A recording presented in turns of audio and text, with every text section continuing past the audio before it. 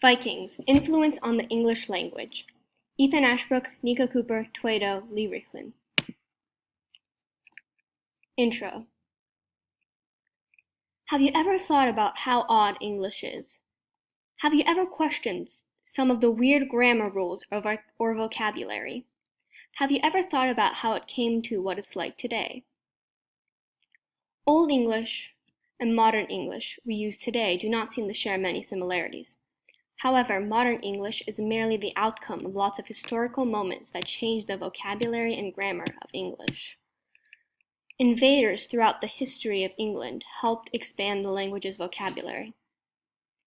Immigrants and conquerors helped change the grammar, and the Vikings were not an exception. Vikings played an essential role in the development of Old English to what we consider English today. It is extremely important to understand the Vikings' influence on history and Norse's influence on English vocabulary and grammar to understand the evolution of the English language. The main way Vikings came in contact with the English before the 11th century was through raids. Since Vikings could easily profit from raids on a defenseless England, they did so.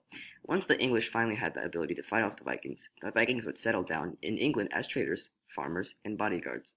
Even before this time period, Vikings inhabited Britain with permanent winter bases. In this contact, many Viking words started to filter into the English words. For example, words that started with SK tended to be from Scandinavian origin, like skin or sky.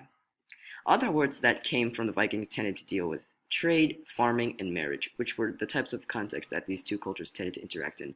This section of the video will attempt to explain how these two cultures met and in which context to explain how the Vikings impacted the English language. The native British were at a geographical advantage compared to their European counterparts. The English Channel was good at naturally protecting the native inhabitants, but there was one nation that could bypass this natural barrier, the Vikings. With their signature strand hog raiding technique, they could easily profit from raids with their amazing navigation and quick travel. They were a huge part of the English people's lives. In the span of a few centuries, these people would first raid, and then conquer, and then settle in with the English. Vikings had been raiding along the English Channel for a long time before the 8th century. However, by that time, the Vikings were setting up permanent bases, like in Dublin. While Vikings would usually sail into England with the spring winds and sail away in the autumn with the changing winds, in these permanent raids, they would set up winter bases in enemy territory and sail away the next year to maximize profit. However, by the 9th century, native English resistance was heightening, and this deterred the Vikings from raiding as much, and many set to farming. Raiding was accelerated into the 10th century in huge numbers. In 1066, at the Battle of Hastings, the Viking Age was ended with their last defeat to the English. So what happens after that? The Vikings were already in England at this time, and would continue to stay farming and trading. This now peaceful contact with the northern men prompted trade of words that had to deal with farming, marriage, and trade itself.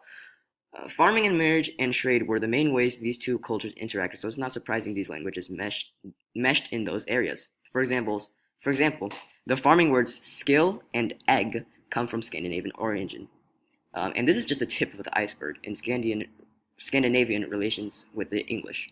During the 8th and 9th centuries, Scandinavian Vikings invaded the Germanic tribes living in England. They were more warlike than the Germanic tribesmen currently living there. They conquered the people living there and pushed many of them out. These exiled natives would later go on to form the Gaelic language family. The Vikings brought their own touches to Old English. Interestingly, this included some grammatical words and pronouns. This stands out because it is rare to borrow grammar from other languages. However, they already had many words that were similar. Both languages were of Germanic origins, and historians consider this mixing to have helped the language maintain pure roots. In contrast, they considered the Anglo-Normans to have unfavorably developed the language, as it became less Germanic. Old Norse had a very heavy influence on place names. Place names ending with B, such as Derby, or Wick, such as Chiswick, were likely to come from Norse origins. England also had more Anglo-based name endings such as Ham, Stow, Ing, Stead, and Tun. Since so many words were similar in both languages, some words ended up getting combined or becoming synonyms. However, sometimes the words split apart. Old English contained a word, skirte, that had the same meaning as Old Norse's skyyrta. Over time, these words split into the more distinct skirt and shirt of today. This graph shows when Norse words first entered the English language. Notably, there is a gap between when the Vikings first arrived in England and when the majority of their words entered English. One possible explanation is the Anglo-Saxons conquering England.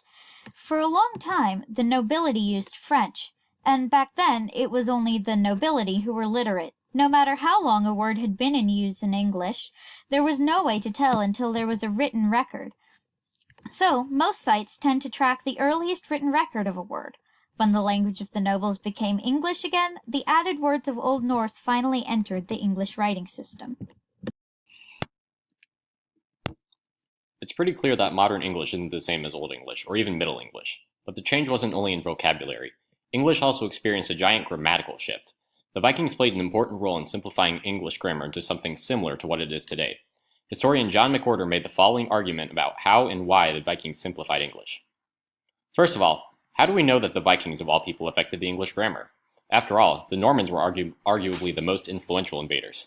The important distinction to make here is that the Normans were the quote-unquote elites compared to the English peasants, while the Vikings were on more equal ground with the English. Because the Normans conquered the English, they became known as the elite of English society. They rarely interacted with their English subjects and controlled England from France as one of its provinces. But this brings up a few problems. If the Normans ruled England from France, then that would mean that there would be very few Normans in England at any given time. On top of that, the Normans rarely interacted with the peasants, meaning that the peasants wouldn't hear them speak French, much less try and understand it. Normans weren't around the English in their language enough to effectively change the grammatical structure of it.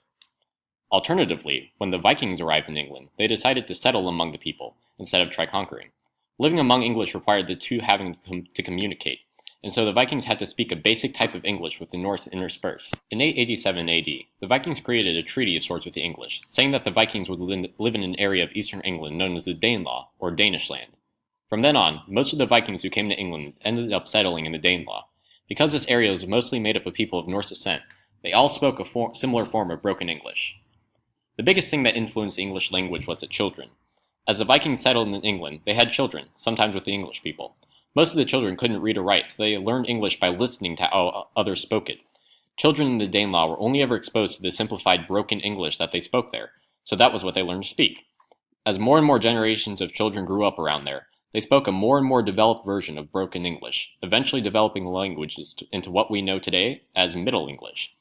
Over time, the language spread from the Danelaw to the rest of England. We can figure out for certain that the Vikings are to blame for the simplification of the English language.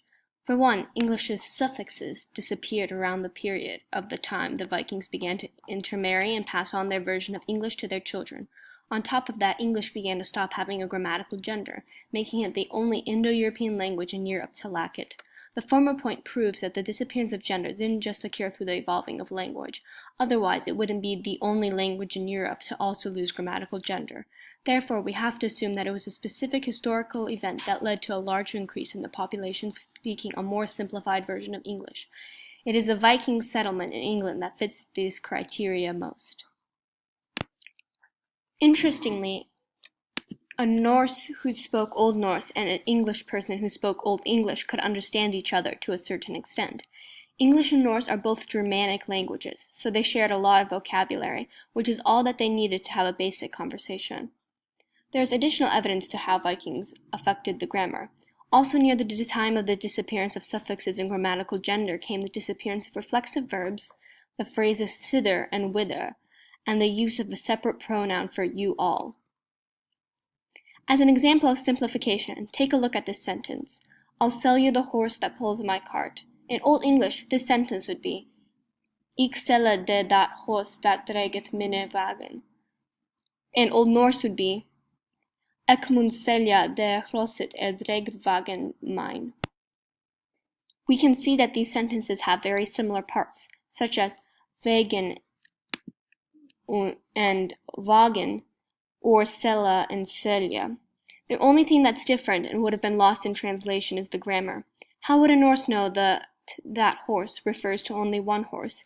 As the English and Norse spent more time together, and they developed more of a common language, the grammar differences were lost, getting rid of things mentioned before, such as gender, word endings, and reflexes on words. So in order for the Vikings to communicate with the English, they had to simplify the language, which inadvertently simplified the grammatical structure of English. While English has gone through many revisions over time, the Vikings had arguably the largest effect on it. The history, vocabulary, and grammar changes that they brought helped mold English into what it is today.